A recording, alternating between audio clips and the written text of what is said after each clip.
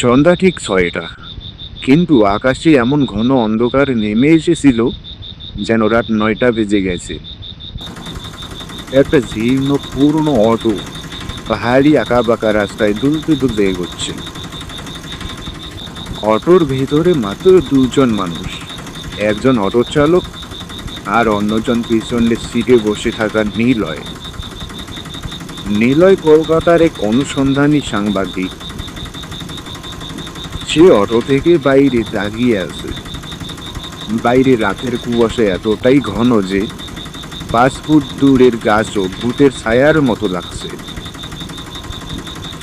হঠাৎ একটা জোরালো ঝাঁকুনির সঙ্গে অটো থেমে যায়। এই নিন বাবু, আপনার স্টপ এসে গেছে। এরপরে আমি আর যাব না। কিন্তু ম্যাপ অনুযায়ী ছায়াপাড়া গ্রাম তো এখান থেকে আরো 4 কিলোমিটার দূরে। এই ভয়ঙ্কর জঙ্গলের মাঝে নামাচ্ছেন কেন? অটো চালক ধীরে মাথা ঘুরিয়ে নিলয়ের চোখের দিকে তাকালো। তার চোখে ছিল অদ্ভুত ভয়। বাবু, আপনি কি এখানে নতুন? সূর্য ডোবার পর এই রাস্তায় কেউ আর ছায়াপড়া গ্রামের সীমানা পেরোয় না। ওই যে পুরনো অশ্বত্থ গাছটা দেখছেন, ওটা পার করলেই গ্রামের পথ শুরু। আমার অটো ওই রাস্তা দিয়ে যায় না। তাহলে আমি এই গভীর জঙ্গলের মধ্যে দিয়ে রাতে হেঁটেই যাব? আপনার এত ভয় কিসের? ডাকাত আছে নাকি? অটো চালকের মুখ আরো ফ্যাকাশে হয়ে গেল। তার চোখে দয়া নয়, ছিল সতর্ক বার্তা। ডাকাত হলে বন্দুক নিয়ে যেতাম বাবু, কিন্তু ওখানে আছে এমন কিছু যার সঙ্গে বন্দুকও লড়তে পারে না। সে ফিসফিস করে বলল, কালো জল। নিলয়ের মনে হলো লোকটা তাকে ভয় দেখাচ্ছে। হয়তো বেশি ভাড়া চাইবে, নয়তো এটা এলাকার কুসংস্কার। সে আর তর্ক করলো না। ঠিক আছে দাদা, এখান পর্যন্ত পৌঁছে যাওয়ার জন্য ধন্যবাদ। অটো চালক দ্রুত অটো গড়িয়ে নিল। মনে হচ্ছিল যেন মৃত্যুর মুখ থেকে পালাচ্ছে। চোখের পলকেই অটোটা কুয়াশার অন্ধকারে হারিয়ে গেল। এখন ওই ভয়ানক জঙ্গলে একাই দাঁড়িয়ে নিলয়। সামনে ঘন জঙ্গল, চারপাশে মরণ নীরবতা। ঠান্ডায় তার হাড় জমে যাচ্ছে। ব্যাগ থেকে টর্চ বের করে সে হাঁটা শুরু করলো।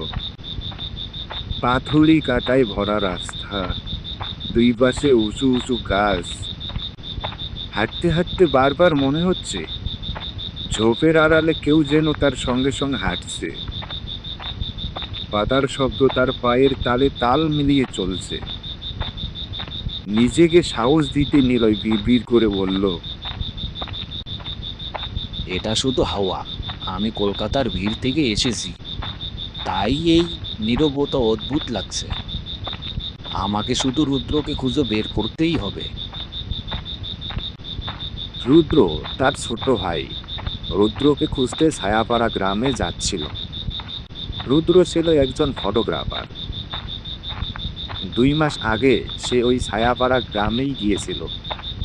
শেষবার যখন সে বাড়িতে ফোন করেছিল, তখন তার কণ্ঠে অদ্ভুত এক আতঙ্ক ছিল। সে বলেছিল, দাদা, আমি সেই পুকুরটা দেখে ফেলেছি।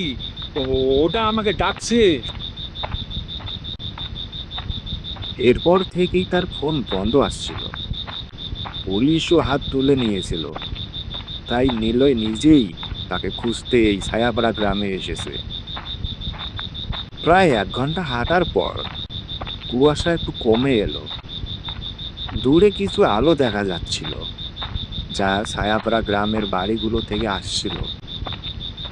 আরো একটু সামনে যেতেই ছায়াপাড়া গ্রামের প্রবেশদ্বার চোখে পড়ল। কিন্তু সেই প্রবেশদ্বারে একটি পুরনো কাঠের বোর্ড টাঙানো ছিল, যেখানে লেখা ছিল, ছায়াপাড়া গ্রাম, এখানে আসা মানে মৃত্যুকে আহ্বান জানানো। এটা দেখে নিলয় ভীষণভাবে ঘাবড়ে যায়।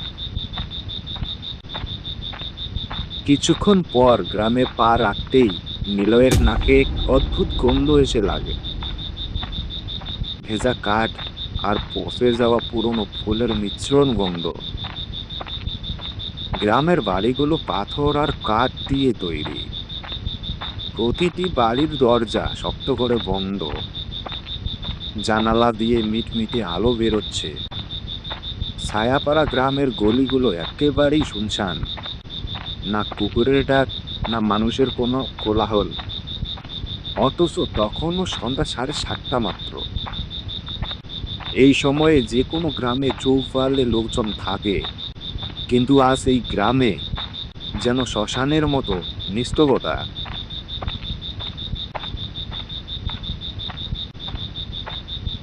নিলয় একটি বাড়ির সামনে দাঁড়িয়ে দরজায় ঠোকা দিল। শুনছেন? ভেতরে কেউ আছেন? আমি শহর থেকে এসেছি। এই গ্রামের সরপঞ্চের বাড়ি কোথায় জানতে চাই। ভেতরে কেউ থাকলে দয়া করে একটু সাহায্য করুন। ভেতর থেকে কোনো উত্তর এলো না, কিন্তু নিলয় অনুভব করলো দরজার আড়ালে কেউ দাঁড়িয়ে আছে এবং নিঃশ্বাস চেপে তার কথা শুনছে। কেউই দরজা খুলল না। নিলয় সামনে এগোলো। কিছু দূর যেতেই সে একটি বারান্দায় বসে থাকা এক বৃদ্ধ লোককে দেখতে পেল। নিলয় তার কাছে গিয়ে বলল, কাকা, রাম রাম। আমার নাম নিলয়। আমি কলকাতা থেকে এসেছি। এখানে থাকার মতো কোনো জায়গা কি পাওয়া যাবে? বৃদ্ধ লোকটি ধীরে ধীরে ঘাড় ঘোরালো। তার চামড়া কুঁচকে গেছে আর চোখে সাদা ছানি পড়েছে। সে নিলয়কে মাথা থেকে পা পর্যন্ত দেখে বলল, ফিরে চলে যাও পথিক। এই জায়গা মানুষের বসবাসের জন্য নয়। আমি ফিরে যেতে পারবো না কাকা। আমার ছোট ভাই রুদ্র এই গ্রামে এসেছিল। আমাকে তাকে খুঁজে বের করতেই হবে।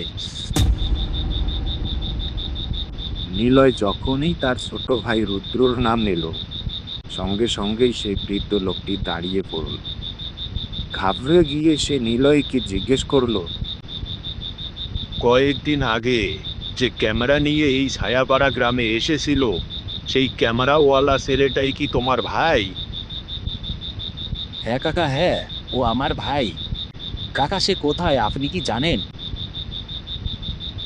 বৃদ্ধ লোকটি চারিদিকে তাকালো, যেন তার ভয় হচ্ছিল হাওয়াই বুঝি তাদের কথা শুনে ফেলছে। সে নিলয়কে কাছে ডেকে খুব নিচু স্বরে ফিসফিস করে বলল, বাবা, তোমার ছোট ভাই এই গ্রামে যে কালো জলের পুকুর আছে সেদিকেই গিয়েছিল। আমি তাকে আটকাতে চেয়েছিলাম, কিন্তু তার খুব জেদ ছিল। তোমার ছোট ভাই আমার কথা শোনেনি। আমি ওকে বলেছিলাম অমাবস্যা আসছে, ওই কালো জলের পুকুরের কাছে যাস না, কিন্তু সে শোনেনি। সে বলেছিল ওকে ওই কালো জলের পুকুরে ছবি তুলতেই হবে। আর এখন সে নিজেই সেই কালো জলের পুকুরের হয়ে গেছে। মানে কি কাকা? কালো জলের পুকুর? আমার ভাই কি তাতে ডুবে গেছে? যদি ডুবে যায় তাহলে পুলিশকে জানানো হলো না কেন? পুলিশ? এখানে পুলিশ আসে না বাবা। আর সে ডোবেনি। ওই কালো জলের পুকুর ওকে নিজের ভেতরে টেনে নিয়েছে। কালো জলের পুকুরে মানুষ শুধু ডোবে না, ও মানুষকে চুষে নেয়। চুষে নেয় মানুষের আত্মা, শরীর আর তার সব স্মৃতি। নিলয় বুড়োর কথায় বিশ্বাস করতে পারল না। তার মনে হলো বুড়োটা পাগল। কাকা, আপনি শুধু আমাকে এটুকু বলে দিন, এই কালো জলের পুকুর কোন দিকে? আমি নিজেই গিয়ে দেখে আসবো। বুড়োর চোখে এবার ভয়ের বদলে এক অদ্ভুত বিষণ্ণতা নেমে এলো। বাবা, গ্রামের উত্তর দিকে জঙ্গলের ওপারে, কিন্তু আজ রাতে যাস না। আজ বাতাসের আর্দ্রতা বেশি। যখন আর্দ্রতা বাড়ে তখন ওই পুকুরের কালো জল ছড়িয়ে পড়ে। আজ আমার ঘরেই থাক, সকালবেলা যাবে যদি সকাল পর্যন্ত বেঁচে থাকিস তো। নিলয়ের আর কোনো উপায় ছিল না। রাত ঘন হয়ে গেছে, আর এই জঙ্গলে একা যাওয়া নিশ্চয় বোকামি হতো। সে বুড়োর বাড়িতে থাকার জন্য রাজি হয়ে গেল। ঠিক তখনই দুজনে একসঙ্গে বুড়োর বাড়ির দিকে রওনা দিল।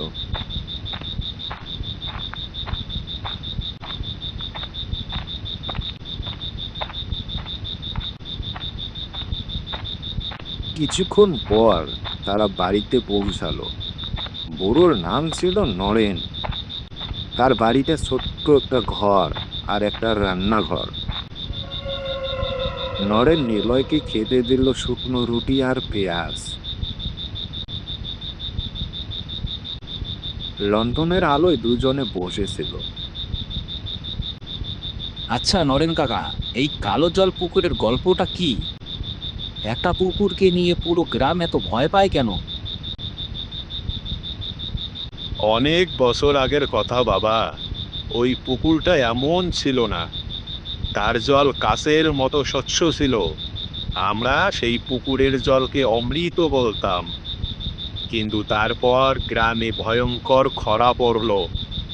তখন গ্রামের তান্ত্রিক ভৈরবনাথ বলল, পুকুরকে বলি দিতে হবে। লোকেরা পশু বলি দিল, কিন্তু বৃষ্টি হলো না। পরের বার ভৈরবনাথ বলল, পুকুর মানুষের রক্ত চায়।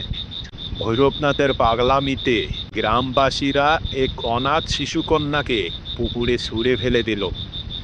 মেয়েটা চিৎকার করছিল, কাঁদছিল, কিন্তু তার ডাক কেউ শোনেনি। তারপর কি হলো কাকা? সেই মেয়েটার কি হয়েছিল? বাবা, সেই মেয়েটা পুকুরে ডুবে মারা যায়। ঠিক সেই মুহূর্তে আকাশ কালো হয়ে যায়, শুরু হয় মুষলধারে বৃষ্টি। কিন্তু সেটা জল ছিল না, ওটা ছিল কালো কাদার মতো, যেন অ্যাসিড। সেই দিন থেকেই পুকুরের জল কালো হয়ে গেছে। সেই মেয়েটার আত্মা আজও ওই পুকুরে ঘুরে বেড়ায়। পুকুরে সে একা, তাই সে অন্যদের ডাকে। নিলয় গল্পে বিশ্বাস করত না, কিন্তু নরেনের বলার ভঙ্গিতে এমন এক সত্যতা ছিল যা গায়ে কাঁটা দিয়ে উঠছিল। এইসব তো অন্ধবিশ্বাস কাকা। রুদ্র হয়তো কোথাও আটকে পড়েছে। বাবা, তুই আজকের যুগের হিসেবেই কথা বলছিস, কিন্তু বাবা ওই কথাগুলো তোমার মিথ্যে বলেই মনে হতে পারে, কিন্তু এগুলো মোটেও মিথ্যে নয়। এখন এমন করো, ঘুমিয়ে পড়ো। এইসব কথা আমরা কাল বলবো, অনেক রাত হয়ে গেছে। আর হ্যাঁ, একটা কথা মনে রেখো, যদি রাতে বাড়ির বাইরে থেকে কোনো আওয়াজ আসে বা দরজায় কেউ কড়া নাড়ে, তাহলে কোনোভাবেই দরজা খুলবে না। সেই আওয়াজ তোমার ভাইয়ের হলেও না। কিছুক্ষণ পর দুজনেই ঘুমিয়ে পড়ে। রাত 12টা বেজে গেছে। নিলয় একটা ছেঁড়া কম্বল গায়ে দিয়ে মাটিতে শুয়ে পড়ে। ক্লান্তিতে তার চোখ লেগে যায়। বাড়ির বাইরে গভীর অন্ধকারে ভয়ঙ্কর ভয়ঙ্কর শব্দ ভেসে আসতে থাকে। মনে হচ্ছিল আজ ছায়াপাড়া গ্রামে কিছু অঘটন ঘটতে চলছে। রাত ঠিক 2টো বেজে গেছে। ঘরের ভিতরে নিলয় আর বুড়ো মানুষটা গভীর ঘুমে আচ্ছন্ন। হঠাৎ বাইরে থেকে কেউ দরজায় জোরে জোরে কড়া নাড়ে। আচমকা নিলয়ের ঘুম ভেঙে যায়। নিঃশব্দতার মধ্যে সেই শব্দটা ভীষণ জোরে লাগছিল। শব্দটা জানালার দিক থেকে আসছিল। সে ঘড়ির দিকে তাকায়, রাত 2টো বাজে। নরেন কাকা ঘরের এক কোণে ঘুমোচ্ছিলেন আর জোরে জোরে নাক ডাকছিলেন। নিলে উঠে বসে, তার বুক ধক ধক করতে থাকে। এত রাতে কে দরজা কড়া নাড়তে পারে? নিলয় মনে মনে ভাবে হয়তো কোনো জানোয়ার। ঠিক তখনই বাইরে থেকে একটা আওয়াজ আসে, একটা খুবই চেনা কিন্তু দম বন্ধ করা কণ্ঠস্বর। দাদা তাড়াতাড়ি দরজা খোলো, বাইরে খুব ঠান্ডা। নিলয়ের রক্ত যেন জমে যায়। এ তো রুদ্রর গলা। ঠিক যেমন ছোটবেলায় বাইরে খেলতে গিয়ে দরজায় কড়া নাড়তো। নিলয় তৎক্ষণাৎ উঠে দাঁড়ায়, জানালার দিকে এগোয়। রুদ্র, বাইরে তুই? হ্যাঁ দাদা, আমাকে এই গ্রাম থেকে নিয়ে চলো, ওরা আসছে, তাড়াতাড়ি দরজা খোলো, আমি খুব ভয় পাচ্ছি। নিলয়ের হাত দরজার খিলের উপর চলে যায়। সে দরজা খুলতেই যাচ্ছিল, ঠিক তখনই নরেন কাকার শর্ত বাণী তার মনে পড়ে যায়। যদি রাতে বাড়ির বাইরে থেকে কোনো আওয়াজ আসে বা দরজায় কেউ কড়া নাড়ে, তাহলে কোনোভাবেই দরজা খুলবে না। সেই আওয়াজ তোমার ভাইয়ের হলেও না। নিলয় কিছু বুঝতে পারছিল না। বাইরে তার ভাই ঠান্ডায় কাঁপছিল।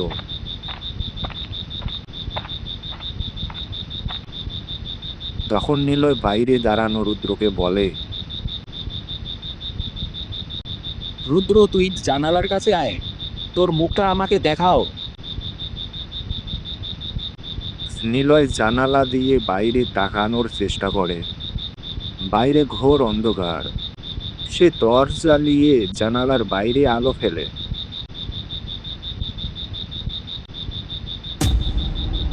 আলো পড়তেই যা দেখে,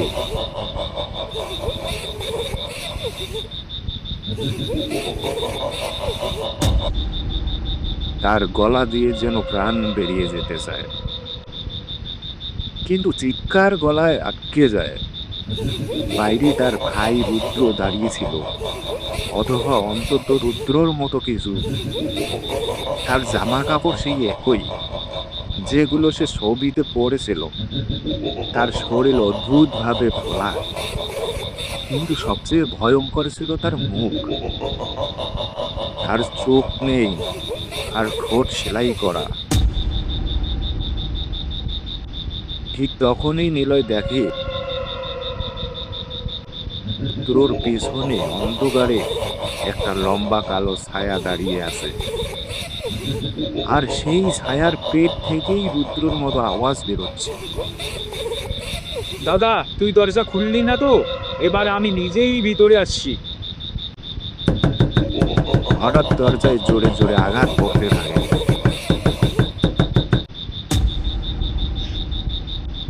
কি হয়েছে বাবা? তুমি এত ভয় পেয়েছো কেন? তুমি কি কাউকে দেখেছো?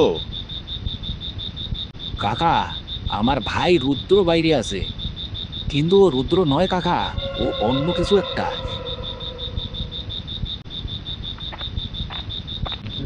তখন বুড়ো মানুষটা ঘরের ভিতর থেকে লালমোড় আর একটা লেবু এনে দরজার কাছে ঝুলিয়ে দেয়। লেবু লঙ্কা জ্বলাতেই বাইরের সব শব্দ হঠাৎ থেমে যায়। চারপাশে নিস্তব্ধতা। কিছুক্ষণ পর জানালার বাইরে থেকে ভেজা পিচ্ছিল এক হাসির শব্দ ভেসে আসে। কালকে দেখা হবে নিলয়। আমার পুকুরের কালো জল তিষ্টার তো, আমি শীঘ্রই ফিরবো। তারপর জঙ্গলের দিকে দূরে সরে যাওয়া পায়ের শব্দ শোনা যায়। নিলয় ঘামে ভিজে যায়। এখন সে বুঝে গেছে, সে কোনো সাধারণ নিখোঁজের ঘটনা সমাধান করতে আসেনি। সে এই ছায়াপাড়া গ্রামে নিজের মৃত্যুতে আমন্ত্রণ জানাতে এসেছে। কাকা, ওটা কি ছিল? বাবা, ও ছিল সেই পুকুরে ডুবে যাওয়া মেয়েটার ছায়া। ও আজও তোমাকে পরীক্ষা করতে এসেছিল। এখন ও জানে তুমি এখানে এসেছো, আর তুমি তোমার ভাই রুদ্রকে নিতে এসেছো।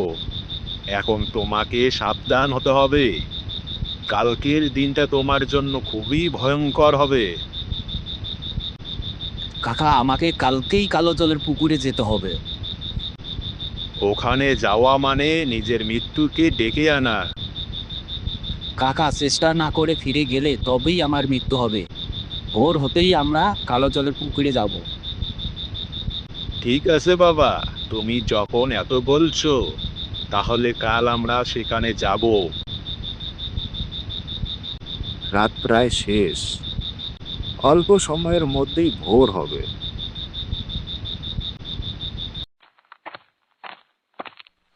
পরদিন দুজনেই কালো জলের পুকুরের পথে রওনা দেয়। কিছু দূর যেতেই ভয়ঙ্কর জঙ্গল শুরু হয়, কিন্তু জঙ্গলে ঢুকতেই চারপাশে অন্ধকার নেমে আসে, যেন রাত হয়ে গেছে। এই দেখে নিলয় ভয় পেয়ে যায়। কাকা, এটা কেমন মায়াজাল! জঙ্গলের বাইরে তো দিন আর ভিতরে রাত। বাবা, এটাই কালো জল পুকুরের পথ। এই পথে দিনের বেলায় গেলেও রাত নামে।